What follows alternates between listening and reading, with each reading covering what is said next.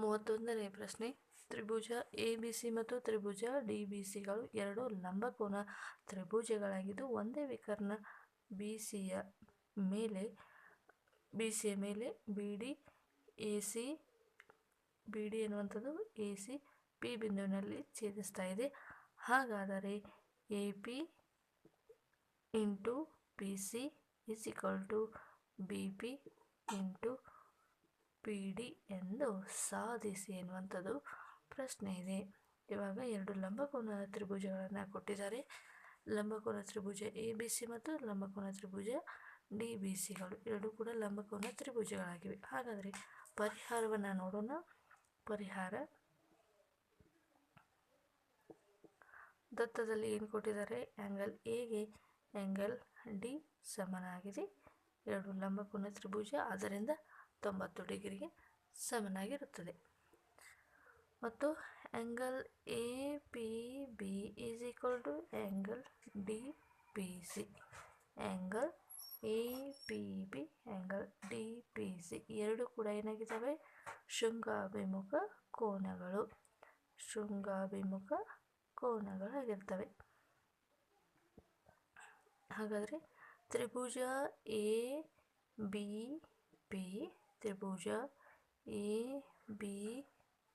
ಮತ್ತು ತ್ರಿಭುಜ DCPಗಳು ಸರ್ವಸಮ ಆಗಿರ್ತವೆ. ತ್ರಿಭುಜ DCPಗಳು ಸರ್ವಸಮ ಆಗಿರ್ತವೆ.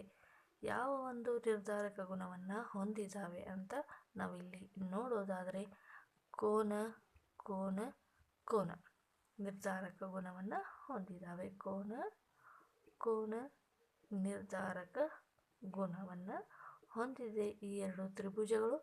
ಆದ್ದರಿಂದ AP ಡಿವೈಡೆಡ್ ಬೈ PD ಆಗಿರುತ್ತದೆ, ಅನುಪಾತದಲ್ಲಿರುತ್ತೆ. AP ಮತ್ತು PD ಎರಡು ಕೂಡ ಅನುಪಾತದಲ್ಲಿರುತ್ತೆ. ಅದೇ ರೀತಿಯಾಗಿ BPಗೆ CP ಏನಾಗಿರುತ್ತೆ? ಅನುಪಾತದಲ್ಲಿರುತ್ತೆ. BPಗೆ CP ಅನುಪಾತದಲ್ಲಿ ಇರುತ್ತೆ. ಇದನ್ನು ಕ್ರಾಸ್ ಮಲ್ಟಿಪ್ಲಿಕೇಶನ್ ಮಾಡಿದಾಗ AP into PC is equal to BP into PD ಅಂತ ನಾವಿಲ್ಲಿ ಸಾಧನೆಯನ್ನು ಮಾಡಿದ್ವಿ. 32ನೇ ಪ್ರಶ್ನೆ, -1, 7, 4, 3 ಬಿಂದುಗಳನ್ನು ಅಂದರೆ ಎರಡು ನಿರ್ದೇಶಾಂಕಗಳನ್ನು ಕೊಟ್ಟಿದ್ದಾರೆ. ಈ ಬಿಂದುಗಳನ್ನು ಸೇರಿಸುವಂತಹ ರೇಖಾಖಂಡವನ್ನು ಆಂತರಿಕವಾಗಿ 2:3 ಅನುಪಾತದಲ್ಲಿ ವಿಭಾಗಿಸುವ ಬಿಂದುವಿನ ನಿರ್ದೇಶಾಂಕಗಳನ್ನು ಕಂಡುಹಿಡಿಯಿರಿ. ಇವಾಗ ಒಂದು ರೇಖಾಖಂಡ ಇದೆ. ಈ ರೇಖಾಖಂಡದಲ್ಲಿ ಇದನ್ನು ನಾವು x1 y1 ಅಂತ ಹೇಳಿ ಅನ್ಕೋಣ, ಮತ್ತು ಈ ಕಡೆ ಇರುವಂಥ ಬಿಂದುವನ್ನು x2 y2 ಅಂತ ಹೇಳಿ ಅನ್ಕೋಣ. ಈ ಬಿಂದುಗಳು ಏನಾಗಿದ್ದಾವೆ? -1 ಮತ್ತು 7, x2 y2 ಅಂತಂದರೆ 4 ಮತ್ತು -3 ಅಂತ. ಸೊ ಇವುಗಳನ್ನು ವಿಭಾಗ ಮಾಡುವಂಥ ಮಧ್ಯ ಬಿಂದುವಿನ ನಿರ್ದೇಶಾಂಕ ಅನುಪಾತ ಏನಿದೆ? 2:3 ಇನ್ನೊಂದು ಬಿಂದು ಏನು ಮಾಡ್ತಾ ಇದೆ? ನಿರ್ದೇಶಾಂಕ ವಿಭಾಗಿಸ್ತಾ ಇದೆ. ಹಾಗಾದರೆ ಈ ಒಂದು ಅನುಪಾತದಲ್ಲಿ ವಿಭಾಗಿಸುವಂತಹ ಬಿಂದುವಿನ ನಿರ್ದೇಶಾಂಕವನ್ನು ಕಂಡುಹಿಡಿಯಿರಿ ಎನ್ನುವಂಥದ್ದು ಪ್ರಶ್ನೆ ಇದೆ. ಈ ಒಂದು ಪ್ರಶ್ನೆಗೆ ನಾವು ಪರಿಹಾರವನ್ನು ನೋಡ್ಕೋಣ. ಯಾವ ರೀತಿಯಾಗಿ ನಾವು ಸೂತ್ರವನ್ನು ಯೂಸ್ ಮಾಡಬೇಕು. ಈ ಒಂದು ಸೆಕ್ಷನ್ ಫಾರ್ಮುಲಾ ಅಂತ ಕರಿತೀವಿ, ಅಥವಾ ವಿಭಾಗಿಸುವ ನಿಯಮ ಅಂತ ಹೇಳಿ ಕರಿತೀವಿ. ನಿರ್ದೇಶಾಂಕಗಳು ಚಾಪ್ಟರ್ಗೆ ಸಂಬಂಧಿಸಿದ ಕಂಪ್ಲೀಟ್ ಸೊಲ್ಯೂಷನ್ಗಳನ್ನು ನಾವು ಚಾನಲ್ನ ಪ್ಲೇಲಿಸ್ಟಲ್ಲಿ ಅಪ್ಲೋಡ್ ಮಾಡಿದ್ದೀವಿ. 10ನೇ ತರಗತಿಗೆ ಸಂಬಂಧಿಸಿದ ನಿರ್ದೇಶಾಂಕ ರೇಖಾಗಣಿತ. ಆ ಒಂದು ವಿಡಿಯೋಗಳನ್ನು ನೀವು ನಮ್ಮ ಚಾನಲ್ಗೆ ವಿಸಿಟ್ ಕೊಟ್ಟು ಸಬ್ಸ್ಕ್ರೈಬ್ ಮಾಡದೇ ಇದ್ದರೆ ಸಬ್ಸ್ಕ್ರೈಬ್ ಮಾಡಿಕೊಂಡು ನಮ್ಮ ಚಾನಲಲ್ಲಿ ನಿಮಗೆ ಬೇಕಾದಂತಹ 10ನೇ ತರಗತಿಗೆ ಸಂಬಂಧಿಸಿದ ಎಲ್ಲ ಚಾಪ್ಟರ್ಗಳನ್ನು ನೀವು ನೋಡ್ಬೋದು. ಹಾಗಾದರೆ ನಿರ್ದೇಶಾಂಕ ಅಂದರೆ ವಿಭಾಗಿಸುವ ನಿಯಮದ ಸೂತ್ರವನ್ನು ಅಪ್ಲೈ ಮಾಡೋಣ. xy m1 x2 plus m2 x1 divided by m1 plus m2. Next m1 y2 plus m2 y1 divided by m1 plus m2 ಎನ್ನುವಂಥದ್ದು ವಿಭಾಗಿಸುವ ನಿಯಮದ ಸೂತ್ರ ಈ ರೀತಿಯಾಗಿದೆ.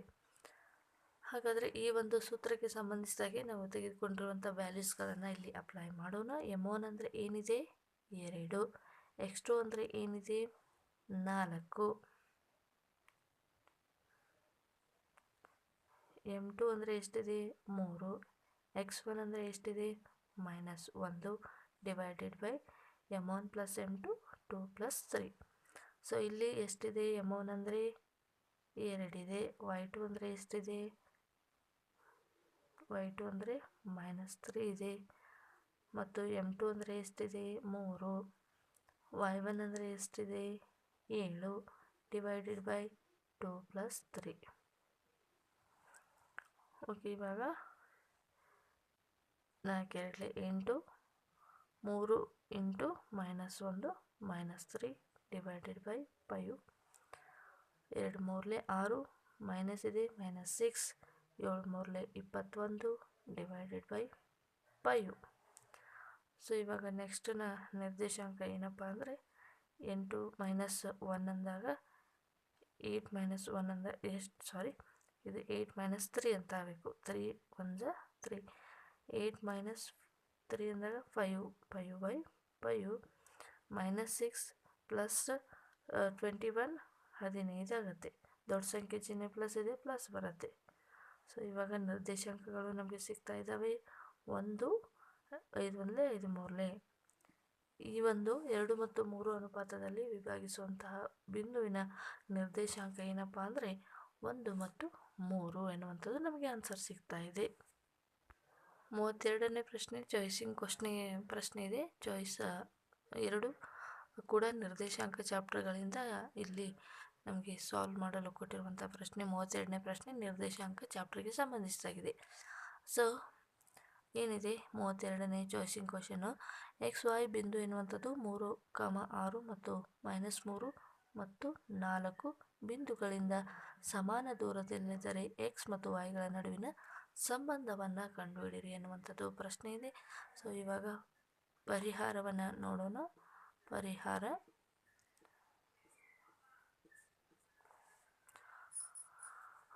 P of XY ಮತ್ತು ಎನ ನಿರ್ದೇಶಾಂಕ ಏನಿದೆ 3, 6, ಬಿನ ನಿರ್ದೇಶಾಂಕ ಏನಿದೆ -3, 4 ಅಂತ ಇದೆ.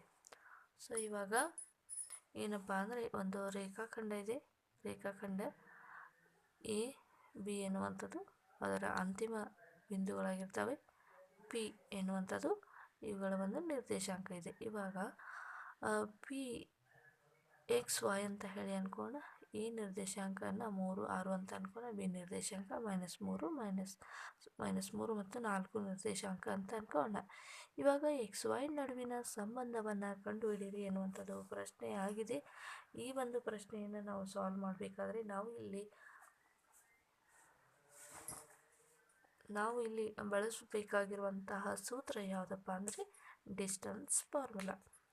ಡಿಸ್ಟನ್ಸ್ ಫಾರ್ಮುಲಾವನ್ನು ಯಾವ ರೀತಿಯಾಗಿ ನಾವು ಇಲ್ಲಿ ಯೂಸ್ ಮಾಡೋದು ಅಂತಂದಾಗ AP = BP ಅಂತ ನಾವಿಲ್ಲಿ ತಗೋಬೇಕು. ಈ AP ಡಿಸ್ಟನ್ಸ್ ಫಾರ್ಮುಲಾ ಮತ್ತು BP ನಡುವೆ ಡಿಸ್ಟನ್ಸ್ ಫಾರ್ಮುಲಾವನ್ನು ಯೂಸ್ ಮಾಡಿ ಇವುಗಳ ನಡುವೆ ಇರುವಂತಹ ರಿಲೇಷನನ್ನು ನಾವೀಗ ಸಾಲ್ವ್ ಮಾಡೋಣ. ಇವಾಗ AP ನಡುವಿನ ಡಿಸ್ಟನ್ಸ್ ಏನಿದೆ ಅಂತ ನೋಡ್ಕೊಳ್ಳೋಣ. ಇವಾಗ X1 ಡಿಸ್ಟನ್ಸ್ ಫಾರ್ಮುಲಾ ಏನಿದೆ X1 - X2 hole square plus Y1 - Y2 whole square ಎನ್ನುವಂಥದ್ದು ಸೂತ್ರ ಗೊತ್ತಿದೆ. ಎರಡು ಕಡೆಗೂ ನಾವು ಇದೇ ಒಂದು ಸೂತ್ರವನ್ನು ಯೂಸ್ ಮಾಡೋಣ. Whole square Y1 - Y2 whole square. ಇಲ್ಲಿ ನಾವು X1 ಮತ್ತು X2 ಅಂದಾಗ ಏನನ್ನು ತಗೋಬೇಕು? X ಅಂದಾಗ P ನಿರ್ದೇಶಾಂಕವನ್ನು ತೆಗೆದುಕೊಳ್ಳೋಣ. X - 3 whole square plus Y1 ಅಂದರೆ Y ಇದೆ -Y2 6 ಹೋಲ್ ಸ್ಕ್ವೇರ್ = ನೆಕ್ಸ್ಟ್ ಇಲ್ಲಿ X ಇದು -3 ಇದೆ ಬ್ರ್ಯಾಕೆಟಲ್ಲಿ -3 ಹೋಲ್ ಸ್ಕ್ವೇರ್. Y1 ಅಂದರೆ Y -4 ಹೋಲ್ ಸ್ಕ್ವೇರ್. ಸೊ ಎರಡು ಕಡೆಗೂ ಸ್ಕ್ವೇರ್ ರೂಟ್ ಇದೆ. ಸ್ಕ್ವೇರ್ ರೂಟ್ ಎರಡು ಕಡೆಗೂ ಕ್ಯಾನ್ಸಲ್ ಆಗುತ್ತೆ. ಸೊ ಇವಾಗ ಉಳಿಯುವಂಥ ಟರ್ಮ್ಸ್ ಏನು? X - 3 whole square plus Y minus 6 whole square is equal to X, ಇದು ಪ್ಲಸ್ ಇದೆ, ಮೈನಸ್ ಮೈನಸ್ ಪ್ಲಸ್ ಆಗುತ್ತೆ, X plus 3 whole square plus Y minus 4 whole square. So ಈ ಹೋಲ್ ಸ್ಕ್ವೇರ್ ಇರುವಂಥ ಟರ್ಮ್ಗೆ A minus B whole square ಈ ಒಂದು ಸೂತ್ರವನ್ನು ನಾವಿಲ್ಲಿ ಯೂಸ್ ಮಾಡಬೇಕು. A minus B whole square ಸೂತ್ರ ಏನಿದೆ, ಎ ಸ್ಕ್ವೇರ್ ಅಂದರೆ ಇಲ್ಲಿ ಎಕ್ಸ್ ಆಗಿದೆ, ಬಿ ಅಂದರೆ ಮೈನಸ್ 3 ಆಗಿದೆ.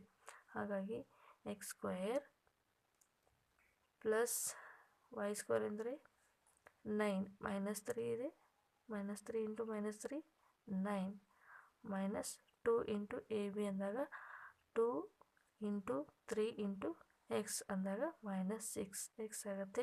ಇಲ್ಲಿಯೂ ಕೂಡ ಅಷ್ಟೇ, a minus B whole square y square plus 36 minus 12 x, ಈ ಒಂದು ಟರ್ಮ್ ಆಯಿತು. ನೆಕ್ಸ್ಟ್ ಟರ್ಮ್ ಇದನ್ನು ತೆಗೆದುಕೊಳ್ಳೋಣ, ಈಸ್ ಈಕ್ವಲ್ಸ್ ಟು ನೆಕ್ಸ್ಟ್ ಇಲ್ಲೂ ಕೂಡ ಅಷ್ಟೇ X plus B whole square, X square plus B square ಅಂದರೆ ಎಷ್ಟಿದೆ 3 9 6 ಎಕ್ಸ್.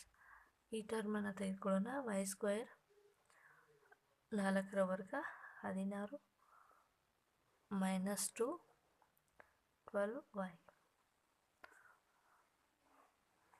ಈ ಎರಡು ಸೈಡಲ್ಲಿರುವಂಥ ಇಕ್ವೇಷನ್ಗಳನ್ನು ಅರೇಂಜ್ ಮಾಡೋಣ.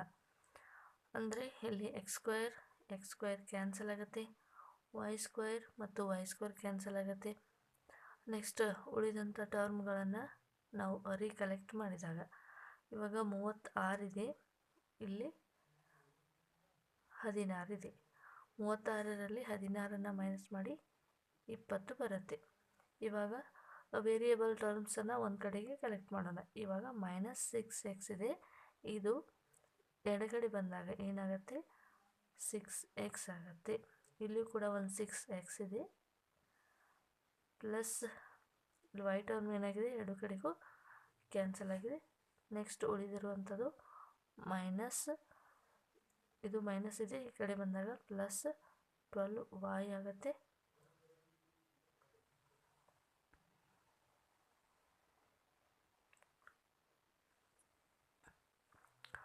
ಈ ಕಡೆದು 12 ವೈ ಈ ಕಡೆ ಬಂದಾಗ ಪ್ಲಸ್ 12 ವೈ ಆಗುತ್ತೆ, ಮೈನಸ್ 8 ವೈ.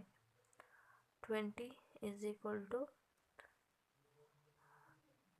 ಇದು 6x plus 6x 12 X plus 12ರಲ್ಲಿ 8ನ್ನು ಮೈನಸ್ ಮಾಡಿ 4 ವೈ. ಇವಾಗ 20 is equal to 12x plus 4 ಅಂತ ಇದೆ. ಈ ಹೋಲ್ ಟರ್ಮಿಗೆ ನಾವೀಗ ಏನು ಮಾಡೋಣ ಅಂದರೆ 4ರಿಂದ ಭಾಗಿಸೋಣ, ಡಿವೈಡೆಡ್ ಬೈ 4 ಮಾಡಿದಾಗ ನಮಗೆ ಒಂದು ಇಕ್ವೇಷನ್ ಬರುತ್ತೆ, ಒಂದು ಸಮೀಕರಣ ಬರುತ್ತೆ.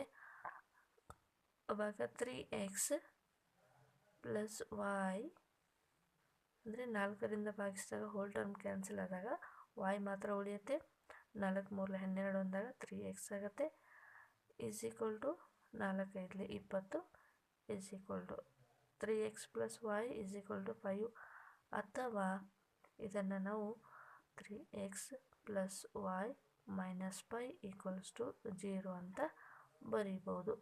ಓಕೆ, ನಮಗೆ ಒಂದು ಮಧ್ಯಬಿಂದುವಿನ ನಿರ್ದೇಶಾಂಕಗಳನ್ನ ಕೊಡದೆ ಹೋದಾಗ ಎರಡು ಬಿಂದುಗಳಿಂದ ಸಂಬಂಧವನ್ನು ಕೇಳಿದಾಗ ಸಂಬಂಧವನ್ನು ಕೇಳಿದಾಗ ನಾವು ಏನನ್ನು ಕಂಡುಹಿಡಿಬೇಕಪ್ಪ ಅಂದರೆ ಒಂದು ವರ್ಗ ಸಮೀಕರಣ ಅಥವಾ ಒಂದು ಸಮೀಕರಣವನ್ನು ನಾವು ಕಂಡುಹಿಡಿಬೇಕಾಗ್ತದೆ. ಸೊ ರಿಲೇಷನ್ ಏನಂದಾಗ ನಾವು ಸಮೀಕರಣವನ್ನು ಕಂಡುಹಿಡಿಬೇಕು ಅನ್ನುವಂಥದ್ದು ಗೊತ್ತಿರಬೇಕು. ಸೊ ಈ ರೀತಿಯಾದ ನಿರ್ದೇಶಾಂಕಗಳು ಚಾಪ್ಟರ್ಗೆ ಸಂಬಂಧಿಸಿದ ಎಲ್ಲ ಎಕ್ಸಸೈಸ್ ಮತ್ತು ಟೆಕ್ಸ್ಟ್ ಬುಕ್ಕಲ್ಲಿ ಬರುವಂಥ ಎಲ್ಲ ಕ್ವಶನ್ಸ್ಗಳನ್ನು ಸಾಲ್ವ್ ಮಾಡಿದ್ದೀವಿ. ಚಾನಲ್ನ ಪ್ಲೇಲಿಸ್ಟಲ್ಲಿ ಹೋಗಿ ನೀವು ಚೆಕ್ ಮಾಡಿ ನೋಡ್ಬೋದು. ನೆಕ್ಸ್ಟ್ ಪ್ರಶ್ನೆಗೆ ಹೋಗೋಣ.